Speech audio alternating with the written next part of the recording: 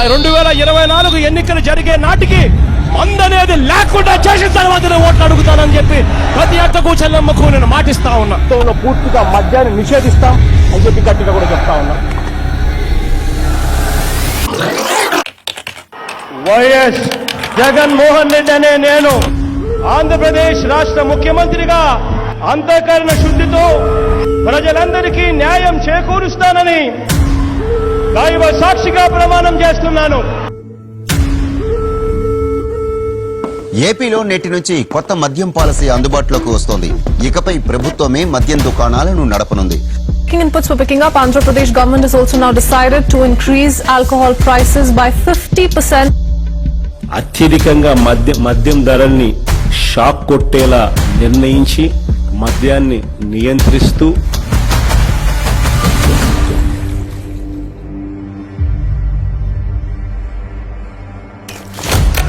ముంబైని గడగడలాడించిన mafia డాన్లు Haji Mastan, Karim లాలా, దావూద్ ఇబ్రహీం ముఠాలు పారిశ్రామికవేత్తలను, వ్యాపారులను, ప్రముఖులను బెదిరించి సొమ్ములు దండుకునేవి. సరిగ్గా అలాంటి లక్షణాలే గంపగుత్తగా పుణికి పుచ్చుకున్న అతి ప్రమాదకరమైన ముఠానే గత వైకాపా ప్రభుత్వంలో మద్యం మాఫియా ముఠా.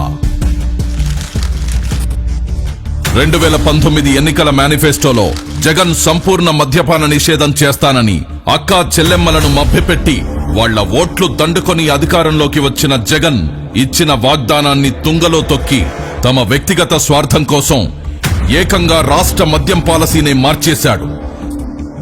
మద్యాన్ని నియంత్రించి కుటుంబాల్లో ఆనందాన్ని నింపే విధంగా కూడా మద్యాన్ని నియంత్రిస్తూ అక్క చెల్లెమ్మలకు తోడుగా ఉండే ప్రయత్నం చేస్తా ఉన్న ప్రభుత్వం కూడా మనదే అని చెప్పి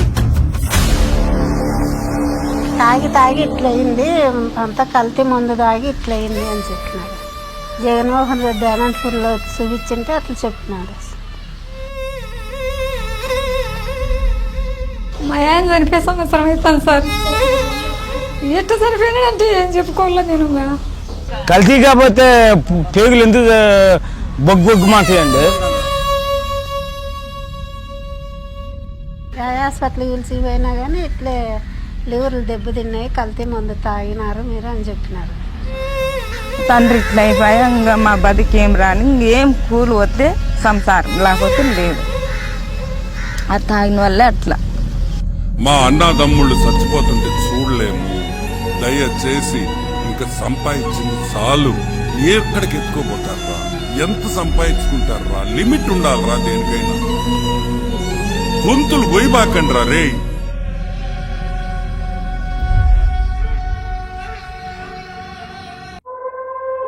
నీచమైన నాణ్యత లేని కల్తీ మద్యాన్ని జనానికి అమ్మి వాళ్ల ఆరోగ్యంతో చెలగాటమాడి 1000 కోట్లు దోచుకున్నాడు. లిక్కర్ సప్లై విధానాన్ని గత వైకాపా పాలకులు తమ చేతుల్లోకి తీసుకున్నారు. ఉన్న లిక్కర్ ఫ్యాక్టరీలను భయపెట్టి బెదిరించి తమ ఆధీనంలోకి తీసుకున్నారు. వాళ్లే కల్తీ మద్యాన్ని తయారు చేసి హోల్సేల్, రీటైల్ దొంగ వ్యాపారం కూడా వాళ్లే చేశారు. ఎక్కడా లేని Andhra gold, president medal, 9 horses, jobs calendar, gold pearls, kings wales, special status, royal right అంటూ రకరకాల బ్రాండ్లు తీసుకొచ్చి విచ్చలవిడిగా అమ్మకాలు పెంచారు. జీవో నెంబర్ 128 తీసుకొచ్చి 60/90 మిల్లీలీటర్లకు దేశంలో తయారయ్యే ఫారెన్ లిక్కర్ 10 రూపాయలుంటే అధికారంలోకి రాగానే దాన్ని 20 చేశారు. 20 రూపాయల నుంచి 40 రూపాయలకు, 250 రూపాయలది 480 రూపాయలకు పెంచారు. ఆ మరుసటి రోజే మళ్లీ జీవో నెంబర్ 129 తెచ్చి అమాంతం మళ్లా ఉన్న ధరలు పెంచేశారు. వాళ్లేం చేసినా నడిచిపోతుందనే నాజీ పోకడలతో ప్రవర్తించారు. రేటు పెంచితే సగటు ప్రజలు తాగరని వేదాలు వల్లించిన జగన్ రాష్ట్రంలో 72% మద్యం అమ్మకాలు పెంచేస్తూ కొత్త మద్యం పాలసీ ప్రవేశపెట్టాడు. 25,000 కోట్లు మా రెవెన్యూని స్టేట్ కి ఇస్తాంటే అది ఎక్కడి నుంచి వచ్చింది? సంవత్సరానికి 25,000 కోట్లు, అంతకుముందు 17,000 కోట్లు ఉండేది. 25,000 కోట్లు క్వాంటిటీస్ తగ్గాయి, రెవెన్యూ పెరిగిందంటే ఎక్కడి నుంచి వచ్చాయి? ప్రజల జీవితాలు గుల్ల చేస్తూ వాళ్ల జేబులు కొల్లగొట్టాడు. రాష్ట్ర ఆదాయం తగ్గినా సరే రాష్ట్ర ప్రజల ఆరోగ్యం ముఖ్యం, పేదల కోసం పాటుపడాలన్న ధ్యేయంతో పనిచేస్తున్న ప్రభుత్వం ఇది. నా తోటి ఫ్రెండ్సే 5 జరిపారు. ఆంధ్రా గోల్డ్ అంట, 9 హార్స్ అంట, గుర్రం ఉందంట, అన్ని డూప్లికేట్ ముందు తయారు చేసి దోపిడీ రాజ్యం అయిపోయింది. మొత్తం స్పిరిటే. ఆ ముందు అయినా ఒకటే, శ్రేసం తాగినా ఒకటే అన్నట్టు ఉంటుంది. నిసా ఏమి 15 నిమిషాలకి ఎక్కద్ది, 15 నిమిషాలు గందరగోళం చేసి మళ్ళీ కొనుక్కోవటం, మళ్ళీ లేచి మళ్ళీ ఇంకో కోటకు పోవటం. మా తాత కూడా చనిపోయారు తాగి ఈ జగన్ ముందే ఇటు చేస్తున్నారు. 2 కోట్ల తాగిన తర్వాత చేసినాడు ఏడుదినం ఈ పచ్చిపోతలకు వచ్చేస్తుంది. అటు తలకాయ పని చేయకాడు చేసిన పచ్చిపోతలకు వచ్చేది చేసిన అది ఒక రకంగా మెంటల్గా మాట్లాడే ఒక రకంగా వస్తామని. గత వైకాపా ప్రభుత్వం 5 ఏళ్ల పాటు అమ్మిన మద్యానికి ఎలాంటి డిజిటల్ చెల్లింపులను అనుమతించలేదు. కేవలం నగదు రూపంలో విక్రయించి 99,413 కోట్ల రూపాయల్ని తీసుకున్నారు. ఈ రోజుల్లో తోపుడు బండ్లవాడు కూడా ఆన్లైన్ పేమెంట్ తీసుకుంటుంటే ఏపీ లిక్కర్ షాపుల్లో ఆన్లైన్ పేమెంట్ అనేదే లేకుండా చేసి క్యాష్ అండ్ క్యారీ అన్నారు. అదేమని అడిగిన వాళ్లని, వీళ్ళడిగిన వాళ్లని బెదిరించారు. వినకపోతే అరెస్టులు చేశారు, కేసులు పెట్టారు.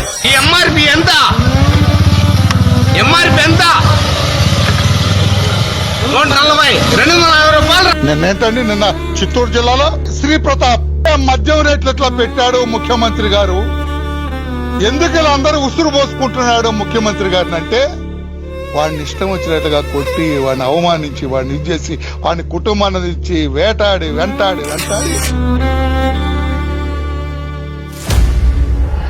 2019లో జగన్ తన వైకాపా ప్రభుత్వం రాగానే 1,000 కోట్లు ప్రజల నుంచి పిండుకోవాలని ప్లాన్ చేశారు. తమ పన్నాగాలన్నీ ఎలా అమలు చేయాలన్న అంశాలన్నీ ఎంపీ మిథున్ రెడ్డి రూపకల్పన చేశాడు. అతడే ఈ స్కామ్ కి మొత్తం రింగ్ మాస్టర్ గా వ్యవహరించాడు. అప్పటి బెవరేజెస్ కార్పొరేషన్ లో అసిస్టెంట్ కమిషనర్ గా ఉన్న సత్యప్రసాద్ ని ఈ కుట్రకి పావుగా వాడుకున్నారు. ముడుపుల దందాపై చర్చించేందుకు సత్యప్రసాద్ ని 2019 అక్టోబర్ 10న తమ నివాసానికి పిలిపించుకొని మద్యం సిండికేట్ కోసం తమకు అనుకూలంగా పనిచేయాలని ఆదేశించారు. ప్రతిఫలంగా ఆయనకు 2023లో ఐఏఎస్ పదోన్నతి ఇస్తామని ఆశ చూపించారు. దానికి లొంగిపోయిన సత్యప్రసాద్ రెండో మీటింగ్ కి గాను 13/10/2019న డిస్టిలరీస్ నుంచి నెలసరి ముడుపులు ఎలా వసూలు చేయాలి అన్న అంశాలపై కీలక చర్చ జరిగింది. మద్యం అమ్మకాల బేస్ ధరపై కనీసం 12% కమిషన్ వసూలు చేయాలని ఎంపీ మిథున్ రెడ్డి ప్రతిపాదించాడు. తన ప్లాన్ పక్కాగా అమలు చేసేందుకు సత్యప్రసాద్, వాసుదేవరెడ్డిలకు కొన్ని మార్గదర్శకాలిచ్చారు. మద్యం అమ్మకాలకు సంబంధించి 2019కి ముందు టీడీపీ ప్రభుత్వం అమలు చేసిన ఆటోమేటిక్ విధానం తీసేయాలని, ఆ స్థానంలో మాన్యువల్ కంపెనీ విధానం తీసుకురావాలని సూచించారు. 2019వ సంవత్సరం రెండో అర్ధభాగంలో డిస్టిలరీల యాజమాన్యాలతో హైదరాబాద్ పార్క్ హయత్ హోటల్లో మద్యం కుంభకోణం రూపకర్తల్లో ఎస్పీవై డిస్టిలరీస్ పూర్వ డైరెక్టర్ అయిన సజ్జల శ్రీధర్ రెడ్డి ఈ సమావేశాన్ని ఏర్పాటు చేశారు. తమ ప్లాన్ కు సహకరించకపోతే మద్యం సరఫరా ఆర్డర్లు ఇవ్వబోమని బెదిరించారు. వ్యాపారం కోల్పోతామన్న భయంతో డిస్టిలరీల యజమానులు మద్యం కనీస ధరపై 12% చొప్పున ముడుపులు చెల్లించేందుకు అంగీకరించారు. కానీ లిక్కర్ సిండికేట్ దాన్ని కొన్ని రోజుల్లోనే 20% పెంచేసింది. వసూలు చేసిన ముడుపులు మొదట మద్యం పాలసీ మార్చడంలోనూ కీలక పాత్ర వహించిన రాజ్ కేసిరెడ్డి కందేవి. వాటిని అతని నుండి మిథున్ రెడ్డి, భారతీ సిమెంట్ డైరెక్టర్ జగన్ సతీమణి భారతి తరపున ఆర్థిక వ్యవహారాలు చూసే గోవిందప్ప బాలాజీకి అందజేసేవారు. వారా సొమ్మును చివరగా అప్పటి సీఎం జగన్ కందజేసేవారు. ప్రతి నెల సగటున 50 నుండి 60 కోట్ల ముడుపులు జగన్ కందేవి.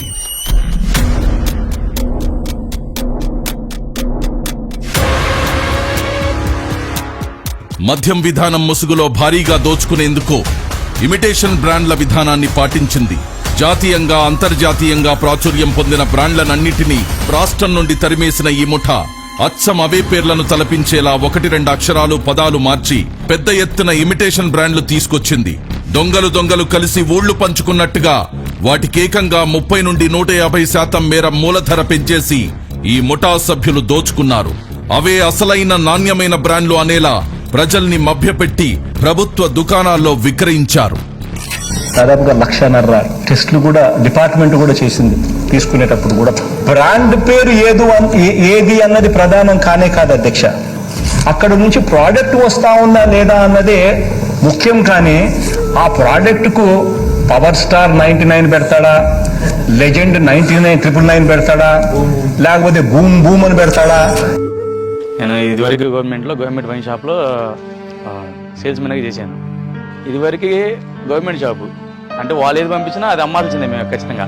ఆ బ్రాండే అసలుకి ఫేక్ మన స్టేట్లో.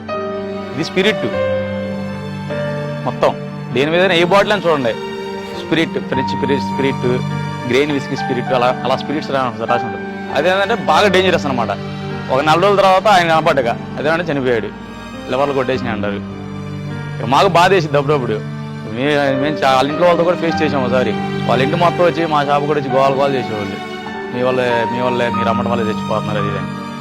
ఆ మందు వల్ల మాకు అసలు గుండెలో నొప్పని, పక్కల నొప్పని, తాయిని కానించి ఆడకాడ 3 తొలిచిన వాళ్ళు పడిపోతాం, అట్ట అయిపోవడమే. కానీ దానివల్ల మాకు అసలు ఏమీ ఇచ్చేయలేదు. 5 ఆగితే పైకి ఇట్లా కొనుక్కుంటే చుక్కలు గిర్రం తిరుగుతూనే ఉండేవి. ఫ్రెండ్స్ ఒకడు 25 ఇయర్స్ 26 ఇయర్స్ ఉండిద్ది. తాగంగానే ఆ అబ్బాయికి పక్షవాతం లాగా వచ్చింది. 26 ఇయర్స్ కంటే ఎవరికి పక్షవాతం కుర్రాళ్ళకి రావు. అలాంటిది ఎంత కల్తీ అయిందో మద్యం మీరు ఒకసారి ఆలోచించుకోండి. అయితే 2019, 2024 మధ్యలో తాగిన మందు వల్ల నా జీవితం సర్వనాశనం అయిపోయింది. చేతులు బలహీనత, లివర్ తేడా వచ్చేసింది. మా ఆరోగ్యంతో ఆడుకున్నారండి. ముందు సన్నాసి బాగాలి. అసలు నా తోడు కుర్రోళ్ళు చాలా మంది చచ్చిపోయారు. అది చెడ్డు మందు అమ్ముతున్నాడు, ప్రజలంతా చచ్చిపోతారు అదని ఇంకా అట్లా అనుకుంటారు కదన్నా. చచ్చిపోయినాడు ఇట్లా మందు తాగినారని అట్లా సార్ తాగేసాక అట్లాంటివన్నీ మళ్ళీ ఇంటికి వచ్చి నాతో కానీ చెప్తాండే, మన కొడుకు ఇట్లా చెడ్డు మందులు అమ్ముతున్నాడు, బతుకుడు శనాలు చచ్చిపోతాము అది ఇదని అని చెప్తాండే. మళ్ళీ అట్లా అన్నీ తెలిసి నువ్వు ఇంటికి తాగుతావు అన్నా కానీ మళ్ళీ నాకు ఇచ్చి పట్టిందమ్మా, సత్తామా బతుకుతామా, అది లేకుంటే బతకలేమా అనేది. అసలు బ్రాండ్ల కంటే ఈ అనుకరణ బ్రాండ్లకు అధిక మూలధరలు ఖరారు చేసి ప్రభుత్వ ఖజానాను కొల్లగొట్టారు. ఇలా కొల్లగొట్టిన సొత్తంతా రోజు కూలీలు, పేదలు, సామాన్యులు, మధ్యతరగతి కష్టార్జితమే. ఈ పెద్ద మనిషికి బేసిక్లీ అధ్యక్ష ఆంధ్ర రాష్ట్రానికి లిక్కర్ ద్వారా ఎటువంటి డబ్బులు రాకూడదు. ఈ డబ్బులు వచ్చినాయి అని అంటే అక్క చెల్లెమ్మలకు జగన్ మంచి చేస్తాడు, ఆ అక్క చెల్లెమ్మలకు మంచి జరగకూడదు. ఆ మందు అమ్మడము, ఎక్కువ తాగుకొని ఉండడం, నమ్మకుండా దూరం అయిపోయి మా కష్టాలు ఎంతో కూడుకొని పెట్టుకుని మా దగ్గర లేకుండా అయిపోయింది. ఈ మందు వల్ల మాకు నాకు చాలా బాధ ఇస్తోంది సార్. దయచేసి మందు ఎత్తైంది సార్. మా లాంటి ఆడపిల్లలు బాగా సుమంగలిగా బతుకుతారు సార్. ఇంతే సార్ మేము చెప్పగలిగినది.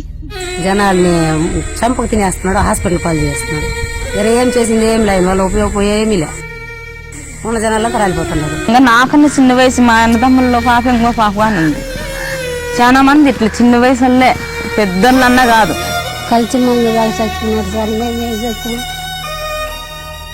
మా మాట చెప్పినా కానీ లే.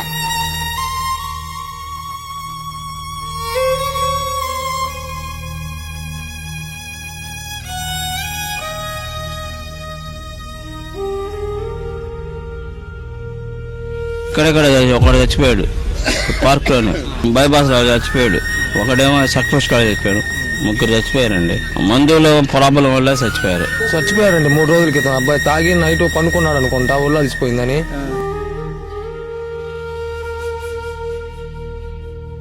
నాసిరకం మద్యాన్ని ఏరులా పారించి ప్రజల ప్రాణాలను హరించడమే గాక ఆ దోపిడీ డబ్బును దాచుకోవడానికి, డిస్టలరీల నుండి ముడుపులు దండుకోవడానికి బంగారాన్ని సాధనంగా చేసుకున్నారు. డిస్టలరీల మద్యం సరఫరాదారుల నుండి 400 నుండి 1000 కోట్ల విలువైన బంగారాన్ని ముడుపులుగా తీసుకున్నారని ఒక అంచనా. బంగారం వ్యాపారులకు కమిషన్లు చెల్లించి వారి ద్వారా ముడుపుల డబ్బును మద్యం మాఫియా ముఠాకి చేరవేశారు. చివరికి ఆ బంగారం డబ్బు అంతిమ లబ్ధిదారుడైన జగన్ ప్యాలెస్ కి చేరేవి. మద్యం కుంభకోణం నిందితులతో కలిసి రాజకీయ వ్యవస్థను నేరమయం చేశారు. మద్యం ముడుపుల సొమ్ముతో కొంత మొత్తాన్ని 200 నుండి 300 కోట్లను గత సార్వత్రిక ఎన్నికల్లో ఖర్చుల కోసం వైకాపా అభ్యర్థులకు పంపిణీ చేశారు. ఆ పార్టీ నేత జగన్ కు అత్యంత సన్నిహితుడైన చెవిరెడ్డి భాస్కర్ రెడ్డి ద్వారా ప్రకాశం, చిత్తూరు, నెల్లూరు జిల్లాల్లోని అభ్యర్థులకు ఈ డబ్బును చేరవేశారు. అలా మరికొంత సొమ్మును సీఎం జగన్ నిర్వహించిన సిద్ధం సభలకు ఖర్చు చేసేవారు. ముడుపుల విక్రయంలో కీలకంగా వ్యవహరించిన ప్రధాన నిందితుడైన రాజ్ కేసిరెడ్డి తన ఈడీ ఎంటర్టైన్మెంట్స్ పేరిట సినిమా నిర్మాణ సంస్థను నెలకొల్పి మద్యం కుంభకోణంలో కొల్లగొట్టిన నల్లధనాన్ని వైట్లోకి మార్చి ఆ డబ్బుతో హైదరాబాద్ శివారులో భారీగా భూములు కొన్నాడు. ఇంకా వ్యాపారాలు పరిశ్రమల్లో పెట్టుబడులు పెట్టి వైకాపా మన్ననలు పొందాడు. మద్యం సరఫరా కంపెనీలు, డిస్టిలరీల నుండి కొల్లగొట్టిన ముడుపుల సొమ్ము చివరికి జగన్ కే చేరింది. ఇలా 3,500 కోట్ల మేర కొల్లగొట్టారు. ఈ కొల్లగొట్టిన దోపిడి సొమ్ము మళ్లింపుకు మ్యూల్ ఖాతాలు అడ్డు పెట్టుకున్నారు. ఉత్తరాది రాష్ట్రాలకు చెందిన రోజు కూలీలు, నిరుపేదలు, చిన్న చిన్న పనులు చేసుకుంటూ జీవనం సాగించే వారికి ప్రతి నెల కొంత మొత్తం చెల్లిస్తామని ప్రలోభపెట్టి వారి ఆధార్, పాన్, ఇతర గుర్తింపు కార్డులు తీసుకుని వారి పేర్ల మీద ముంబై, ఢిల్లీ తదితర నగరాల్లోని పలు బ్యాంకుల్లో పెద్ద ఎత్తున ఖాతాలు తెరిచి అనామకుల్ని డైరెక్టర్లుగా పేర్కొంటూ అనేక కల్పిత కంపెనీలను సృష్టించారు. ఆ అనామకుల్లో ఎవరికి తాము డైరెక్టర్లమనే విషయమే తెలీదు. రోజంతా కష్టపడినా పూట గడవడమే కష్టమైన వారు వీళ్లంతా. మద్యం సరఫరా కంపెనీలు, డిస్టిలరీలు నాటి ప్రభుత్వ పెద్దలకు ముడుపులుగా చెల్లించాల్సిన మొత్తాల్లో కొంత భాగాన్ని ఆయా ఖాతాల్లోకి మళ్లించారు. వాటి నుండి ఆ సొత్తును బహుళ అంచెల్లో ఇలాంటి డొల్ల కంపెనీల్లోకి పంపేవారు. చివరగా ఈ సొమ్మంతా దుబాయి, ఆఫ్రికా దేశాలకు తరలించారు. అక్కడ మైనింగ్, రియల్ ఎస్టేట్, వివిధ కంపెనీల్లో పెట్టుబడి పెట్టారు జగన్ అండ్ కో ముఠా.